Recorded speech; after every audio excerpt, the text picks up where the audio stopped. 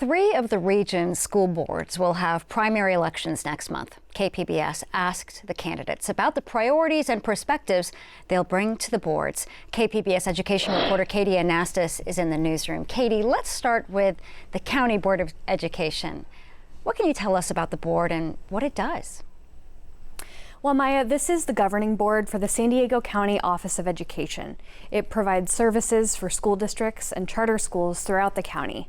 The office also runs schools and programs for incarcerated students, migrant students, and students with special needs. The board's role includes adopting the office's annual budget and hearing appeals for things like student expulsions and charter school petitions. This is the most crowded of the education-related primary races.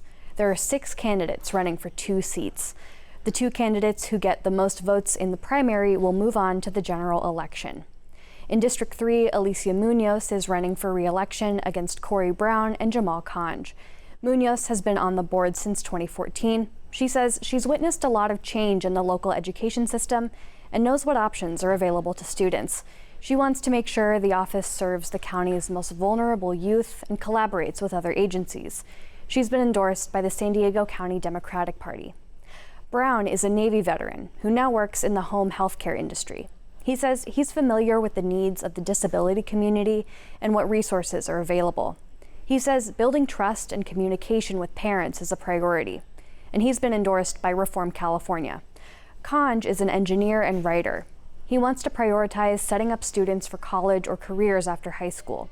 He says he'd meet regularly with students, caregivers, and advocates who work in foster care, juvenile justice, and disability communities. So what about the other seat on the County Board of Education?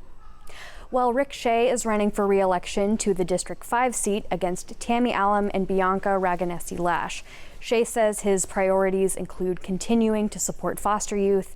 He previously worked as a teacher in juvenile court schools and as a juvenile probation officer.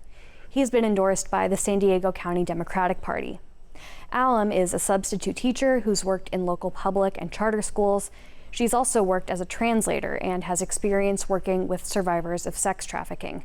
She says her experience with vulnerable youth would serve her well in the role.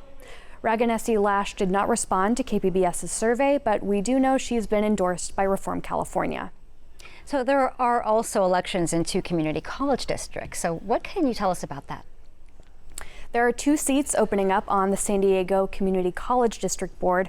2 candidates are running in each race. There's also the Grossmont-Cuyamaca Community College District Board. 2 incumbents are running unopposed for 2 of the seats on that board. The Area 5 race has 2 candidates. The top 2 candidates will move on to the general election in these races, so this is likely who we'll see on the November ballot. And you can find more about their priorities and who's endorsed them at our website, kpbs.org. Thank you so much, Katie. Thanks, Maya.